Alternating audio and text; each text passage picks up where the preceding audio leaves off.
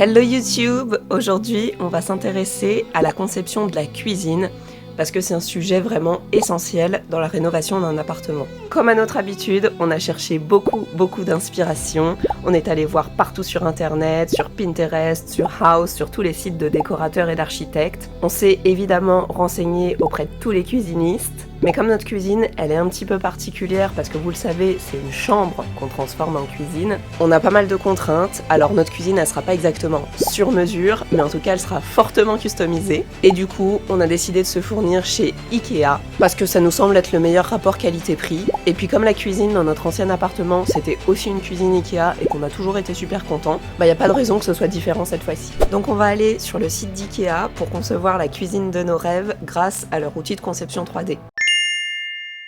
Voilà, donc on se trouve maintenant dans notre future cuisine, et pour éviter d'avoir l'impression d'être dans la cave, on va commencer par y ajouter la fenêtre. Voilà, c'est mieux.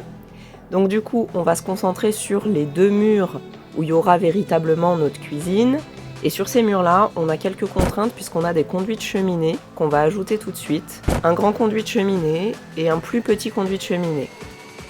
On va aussi ajouter le petit radiateur.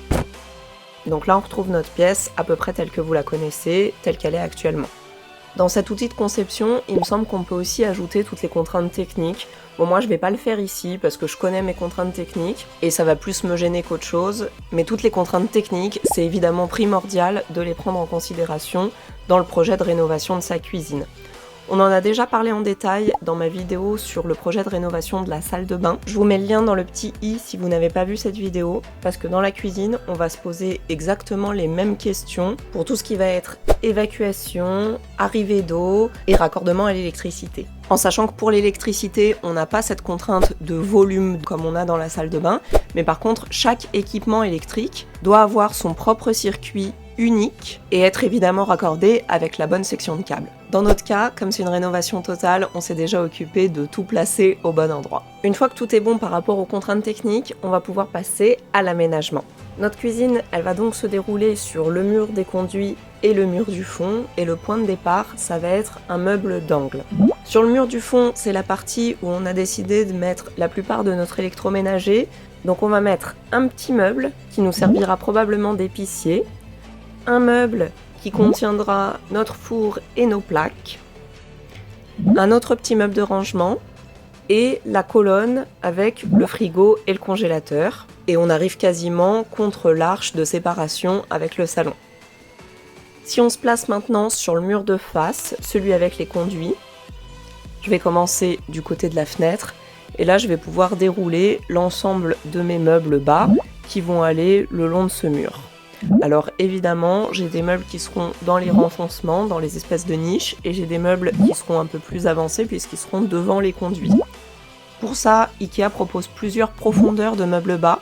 Donc mes meubles qui seront dans les niches, je vais pouvoir prendre des meubles de profondeur 60. Et par contre, les meubles qui seront un peu moins profonds devant les conduits, je vais prendre des meubles de 37. Et probablement qu'on sera obligé de les recouper un peu pour que tout soit parfaitement aligné. Donc voilà ce que ça donne avec l'ensemble de mes meubles bas, l'ensemble des meubles qui seront posés au sol. Ça nous permet d'avoir un grand linéaire de rangement et une zone de cuisine à proprement parler qui sera pas trop visible depuis le salon. Et c'est donc de ce côté-là, sur le mur du fond, qu'on va venir installer des meubles hauts. On va commencer par placer un surmeuble au-dessus du meuble frigo. Et c'est ça qui va nous donner la hauteur définitive pour nos meubles hauts. On a choisi de les prendre vraiment hauts pour pouvoir ranger plein de choses dedans. Et aussi que les façades soient équivalentes en termes de dimension par rapport aux meubles bas pour avoir une certaine harmonie. Et comme ça, on arrive jusqu'au mur. Donc voilà ce que ça donne avec l'ensemble de nos caissons posés, mais pour que ce soit un petit peu plus parlant, on va quand même ajouter l'électroménager. Tac, voilà, c'est mieux. Je sais pas encore si on prendra tout l'électroménager chez Ikea. En tout cas, ce qui est sûr, c'est que le lave-vaisselle, il fera que 45 cm de large, parce qu'on n'a pas la place de mettre un lave-vaisselle standard de 60 cm. Et c'est le seul équipement qui sera vraiment face au salon. Dans le meuble d'angle, on aura l'évier, et c'est à ça que se limite la partie plomberie dans notre cuisine.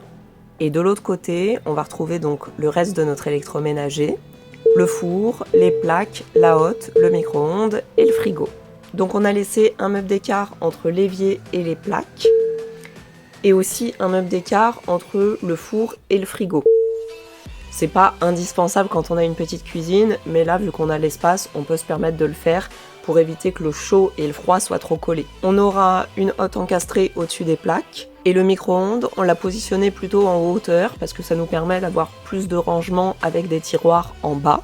Et puis aussi, l'avantage qu'il soit juste derrière le frigo, c'est que du coup, il sera moins visible depuis le salon. Il va nous rester des espaces entre les meubles du fond et le mur, parce que c'est l'espace qui permet de pouvoir ouvrir les portes, et aussi entre deux meubles, parce que ça permet de compléter le linéaire. Donc on va venir rajouter des fileurs, et puis aussi on va rajouter une plinthe pour cacher le pied des meubles. Ça permet d'avoir une cuisine complètement intégrée. Et la dernière étape, ça va être de venir rajouter toutes les façades. Tac. Et là, la cuisine prend vraiment tout son sens. Le rendu est vraiment hyper stylé. Et ça permet vraiment de se projeter. Pour les façades, on aimait bien l'idée d'une cuisine verte, donc on est parti sur le modèle Bodarp. Bon, il faut encore qu'on aille voir en vrai comment il rend, mais s'il nous convient, on prendra sans doute celui-là. Après, pour les cuisines Ikea, ce qui est super, c'est qu'il y a des sociétés comme Plume ou encore comme Beauclip qui proposent de faire des façades entièrement personnalisables qui sont compatibles avec les meubles Ikea et ça permet d'avoir un plus grand choix de formes, de couleurs, de design. Le plan de travail, pour l'instant, je le mets pas parce que vous savez, on aimerait bien trouver un plan de travail en marbre ou effet marbre et du coup, on le prendra pas chez Ikea. Pour tout ce qui est aménagement intérieur, on est encore en réflexion, mais l'idée globalement, ça va être de mettre des tiroirs dans tous les meubles qui peuvent accueillir des tiroirs, parce que c'est quand même beaucoup plus pratique d'avoir des tiroirs. Et dans les meubles hauts, ou les meubles qui auront été customisés et qu'on aura recoupés où on ne pourra pas mettre de tiroirs, là on mettra des étagères. Bon, je sais pas ce que vous en pensez, moi je trouve que le rendu est vraiment pas mal. Alors maintenant, y a plus qu'à aller acheter tout ça. Personnellement, j'adore aller à Ikea parce que je trouve qu'ils ont toujours des bonnes astuces d'aménagement pour les petits espaces. Regardez, c'est pas trop mignon, sérieux? Salon cosy. Il a l'air confortable ce canapé. Oh, et cette cheminée, c'est pas trop beau? Bon, passons aux cuisines, parce que c'est quand même ça qu'on est venu voir. Ah, le coin du plan de travail qui dépasse. Justement, je me demandais comment notre plan de travail allait se terminer par rapport au meuble frigo. Bon, je crois que c'est ça la solution. Les grands placards, ça c'est vraiment génial pour ranger plein de choses. Ah, et ces plaques, c'est exactement ça qu'il nous faut. Les plaques blanches comme ça. Pas mal. Le rangement pour les épices, avec les petits bacs, comme ça, c'est pratique. Et le casserolier, c'est comme ça que ça s'appelle? Waouh! Casserolier caché. Ils sont forts, Ikea. Ah, j'aime bien cette hotte. C'est pas mal parce qu'elle est vraiment discrète et quand même assez jolie. Bon, par contre, ces tuyaux, ça fait toujours perdre beaucoup d'espace de rangement dans les meubles. Inspiration pour mon futur atelier. Ah, et cette pièce sombre avec les fauteuils en velours vert, j'aime bien. C'est vraiment stylé cette bibliothèque. Bon, après, je pense que ce serait peut-être un peu trop sombre pour chez nous. Moi, je voyais plutôt quelque chose comme ça. Meuble télé noir, sur mur noir, sauf que le nôtre, il sera super mouluré, et comme ça, la télé, elle se fond dans le décor. Trop mignon cette petite serre pour mes plantes. Et le petit arrosoir, j'adore. Il me faudrait un petit chariot comme ça, pour pouvoir mettre tous mes trucs de jardinage et l'emmener sur le balcon. Ah, et ça aussi c'est mignon, la vitrine pour mettre les plantes en serre. Qu'est-ce qu'il y a dans ces tiroirs? Intéressant. Ah oui, des boîtes et des bocaux, c'est pas mal aussi pour stocker des choses. Et là, ah les bouteilles, ouais, pour mettre toutes les sauces, l'huile et le vinaigre et tout ça, c'est pas mal pour notre meuble épicier. Le lave-vaisselle encastré. Petit modèle, on dirait. Je pense que c'est celui-là qu'on va prendre. Inspiration pour le balcon. Bon, enfin, nous, le balcon, c'est pas encore cette année qu'on va l'aménager. Mais bon, y a pas de mal à regarder, non?